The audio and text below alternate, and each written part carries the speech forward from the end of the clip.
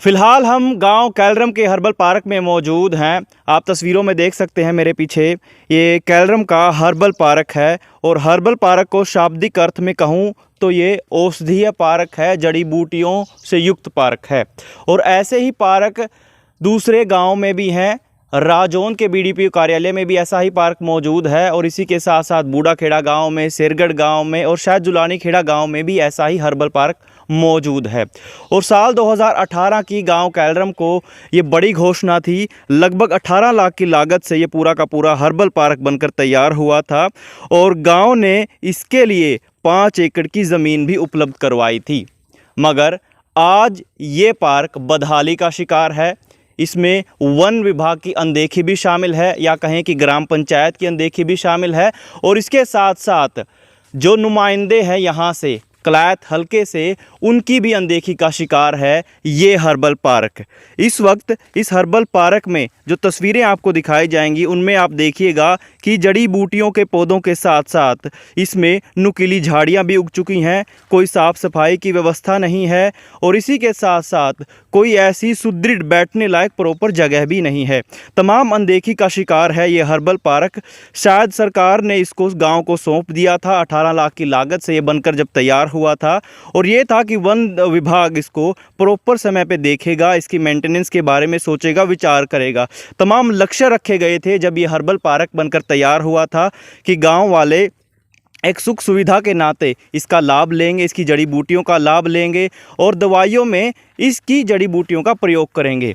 मगर कई सारी खामियों का शिकार है ये हर्बल पार्क, और जो कमियां हैं इस पार्क की वो आपको पूरी की पूरी इस वीडियो में हमारे साथ बने रहिएगा। पूरी की पूरी कमियों को और बारीकियों को अच्छे से जानिए।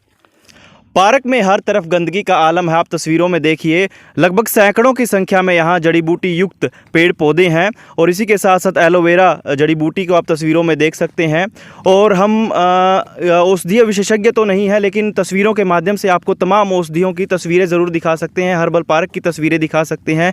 एक बोर्ड भी है। जब साल 2018 में इसका उद्घाटन हुआ था, मनोहर लाल खट्टर सीएम उस समय जब कलायत में आए थे, तो अप्रत्यक्ष रूप से उनके द्वारा इसका उद्घाटन भी किया गया था, जिसका बोर्ड आप तस्वीरों में देख सकते हैं। पत्थरों के ऊपर ये जिस तरीके से बोर्ड बनाया गया है, और सैकड़ों की संख्या में यहाँ पर जड़ी बूटियों के पौधे लगे हुए हैं, लेकिन सब के सब रखरखाव के अभाव में या वन विभाग की अनदेखी का शिकार हैं। आप तस्वीरों में देखिए, बड़ा बड़ा घास उगा हुआ है, देसी घास जिसको हम बोल सकते हैं, वो उगा हुआ है यहाँ पे।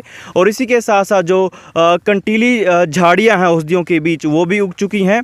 तमाम रखरखाव का अभाव है। तो 18 लाख की लागत से सरकार ने तो इसको बनाकर तैयार कर दिया था, लेकिन अब जिम्मेदारी बनती थी वन विभाग की या ग्राम पंचायत की, जिनको इसकी प्रॉपर मेंटेनेंस करनी थी, देख रेख करनी थी। किसी व्यक्ति की यहाँ ड्यूटी भी होनी चाहिए। और इसी के साथ साथ जो औषधियाँ लगी हुई हैं उनके साथ कोई नाम पट्टिका भी होनी चाहिए, उसके उपयोग के बारे में, उसके लाभ के बारे में ज़रूर होना चाहिए। क्योंकि हम जैसे लोग, जो दूसरे भी तमाम लोग हैं, वो अनभिज्ञ हैं इन औषधियों से, और बेहद ही दुर्लभ औषधियाँ इस पार्क में मौजूद हैं। मगर आज जब उसके 4 या 5 साल बाद ये पार्क खस्ता हाल है, तो मुझे नहीं लगता कि दोबारा से ये उभर पाएगा। क्योंकि जिस तरीके की अनदेखी का ये शिकार है, इसको उभारने के लिए और कड़ी मेहनत की ज़रूरत पड़ेगी। फ़िलहाल आप तालाब का भी दृश्य देख सकते हैं। ये जब हर्बल पार्क नया नवेला बना था, ये उस समय तालाब था, पौंड था। तो आज इसमें ना कोई पानी है, और अंदर भी आप तालाब के अंदर जिस तरीके से घास उगा हुआ है वो देख सकते हैं। शायद ये घास आपको मनोरम भी लग रहा हो, लेकिन वास्तव में ये खस्ता हाल का शिकार है। और दूसरी जड़ी बूटियों की भी तस्वीरें आप देख सकते हैं, जिस तरीके से पार्क के चारों ओर जो फूल उगे हुए हैं। लगभग 5 एकड़ ज़मीन पर यह पार्क बना हुआ है, तमाम औषधियाँ हैं, मगर सब के सब वन विभाग की अनदेखी का शिकार हैं। अगर इसको थोड़ा सा और मेंटेनेंस रखा जाता तो शायद ये लोगों को और लाभ दे सकता था। क्योंकि सरकार ने जिन उद्देश्यों के फलस्वरूप इसको बनाया था कि गांव के लोगों को स्वास्थ्य के नाते एक लाभ मिलेगा, लेकिन उसका कोई लाभ नहीं मिल पाया। बहुत से लोग अनभिज्ञ भी हैं कि ऐसा कोई हर्बल पार्क गांव में मौजूद है। क्योंकि ऐसा नहीं है कि कैथल में ऐसा एकमात्र पार्क हो, दूसरे और पार्क हैं और अन्य जगहों पे भी हैं। राजौंद के बीडीपीओ कार्यालय में भी इसी तरह का एक पार्क है, हर्बल पार्क है। और इसी के साथ साथ गांव बूढ़ा खेड़ा में, सिरगढ़ गांव में और इसी के साथ साथ शायद जुलानी खेड़ा में भी ऐसा ही हर्बल पार्क मौजूद है। लेकिन जितनी बड़ी क्वांटिटी के या पेड़ पौधों की संख्या के मुकाबले में कहूँ, जितना बड़ा पार्क गाँव कैलरम में है शायद ही किसी और गाँव में हो। हर्बल पार्क अपने आप में एक नया नवेला है और एक सरकार की बड़ी सौगात है, लेकिन आज तमाम बड़ी अनदेखी का शिकार है ये हर्बल पार्क। अधिकारियों की अनदेखी कह लीजिए, कर्मचारियों की अनदेखी कह लीजिए, बिना रखरखाव के सारी जड़ी बूटियां सड़ रही हैं, खराब हो रही हैं। आप देखिए कई जड़ी बूटियां तो ऐसी दुर्लभ हैं शायद हम लोग नाम भी नहीं जानते उनका। तो गांव कैलरम से सीधी ग्राउंड रिपोर्ट आप देख सकते हैं, जिस तरीके से बदहाली का, अनदेखी का शिकार है गांव कैलरम का ये हर्बल पार्क। ये जड़ी बूटी भी सूख चुकी है और इसके साथ साथ आप तस्वीरों में देखिए क्या हालत बन चुकी है इनकी। ये दुर्लभ है मिलनी इस तरीके की जड़ी बूटी, लेकिन जिस संरक्षण की ज़रूरत थी वो संरक्षण इन जड़ी बूटियों को नहीं मिल पाया और जिस नाते आज इसकी खस्ता हालत है।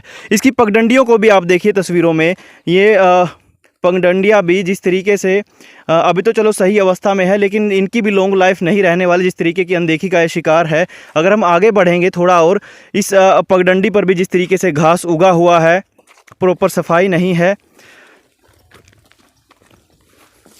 तो आप देखिए सरकार बड़ी बड़ी सौगातें दे देती हैं, मगर उनका रखरखाव करना ये जनता की भी जिम्मेदारी बनती है, मगर उससे ज़्यादा जिम्मेदारी बनती है विभाग की, जिसके निम्नानुसार ये पूरा का पूरा संचालित होता है। शायद वन विभाग को दोबारा ज़रूरत नहीं पड़ी होगी, उनके अधिकारियों को यहाँ आने की ज़रूरत नहीं पड़ी होगी और ये ज़रूरत भी नहीं लगी होगी कि इसके संरक्षण या संवर्धन की ज़रूरत है, लेकिन ये पूरा का पूरा आज अनदेखी का शिकार है। आप झाड़ियाँ देखिए, जिन पगडंडी मतलब आप इस सड़क को देखिए, ये पगडंडी जो थी, इस पगडंडी के बिल्कुल बराबर में फूल लगे हुए थे, लेकिन आज वो नहीं है, उखाड़ भी दिया है उनको, या तो उनका प्रॉपर तरीके से मेंटेनेंस नहीं हो पाया। मगर ये तो है कि एक बड़ी सौगात सरकार की, जो 18 लाख जनता के टैक्स का पैसा कहीं ना कहीं अब रुला दिया गया है। आप आगे बढ़िए, देखिए यहाँ से ये 4 पगडंडियाँ शुरू होती हैं, उस तरफ और उस तरफ और एक इस तरफ। ये मेन गेट है यहाँ का हर्बल पार्क का, लेकिन चारों के चारों पगडंडियाँ जो हैं खस्ता हालत हो चुकी हैं और जल्द ही अगर समय रहते इसका रखरखाव या मेंटेनेंस अधिकारियों द्वारा नहीं किया गया तो शायद ही एक स्मारक में तब्दील हो जाएगा। कुछ और चीज़ें भी इसमें दुर्लभ हैं, वो भी दिखाने की ज़रूरत है, जिस नाते गाँव वाले या गाँव के बच्चे जिनका उपयोग करते हैं। जो एक और वाटिका है दूसरी तरफ, आप देखिए वहाँ पे खेलने की तमाम सामग्रियाँ हैं, झूला है, दूसरी और गतिविधियों से जुड़ी हुई जो चीज़ें हैं, कुर्सियाँ हैं। लेकिन अगर समय रहते हर चीज़ का देखभाल या मेंटेनेंस नहीं रखी गई तो ये हर्बल पार्क कहीं ना कहीं एक स्मारक में तब्दील ना हो जाए। क्योंकि जब भी सरकार कोई सौगात देती है तो उससे बड़ी उम्मीदें करती है जनता से कि उसके रखरखाव की जिम्मेदारी तो जनता को ही रखनी होती है और इसके साथ साथ विभाग को भी समय समय पर उसकी जांच या देखरेख करनी होती है। लेकिन पता नहीं अधिकारी कहाँ सोए हुए हैं, जिस नाते आज ये हालत है इस पार्क की। आप देखिए, जो उस समय मतलब कि जब ये पार्क नया नवेला था, बना था, लगभग सैकड़ों की संख्या में यहाँ पर औषधियाँ मौजूद थी, पेड़ पौधे मौजूद थे। कई ऐसे हैं जो अब ख़त्म हो गए हैं, विलुप्त हो गए हैं, ख़राब हो गए हैं। लेकिन अब भी अगर समय रहते अधिकारी इसकी देखरेख करें, संवर्धन करें तो ये कुछ अंश मात्र बच सकता है ये हर्बल पार्क। फ़िलहाल गांव कैलरम के हर्बल पार्क से सीधी तस्वीरें आप देख सकते हैं और लगभग 18 लाख की लागत से ये हर्बल पार्क बनकर तैयार हुआ था।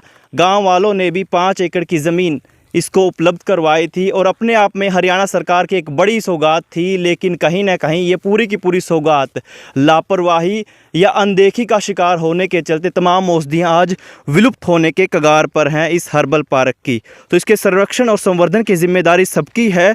तो आइए, जिन अधिकारियों ने अब तक अनदेखी की है उनको जगाएं और साथ मिलकर इस हर्बल पार्क के संवर्धन को या इसके संरक्षण को आगे बढ़ाएं। फिलहाल कैथल बैग न्यूज़ के माध्यम से ग्राउंड रिपोर्ट आपको देख रहे थे। कैसी लगी कमेंट करके ज़रूर बताएं और अधिकारियों तक ज़रूर पहुंचाएं जिनकी देखरेख का जिम्मा इसके नीचे इनके अंतर्गत आता है। बहुत बहुत शुक्रिया।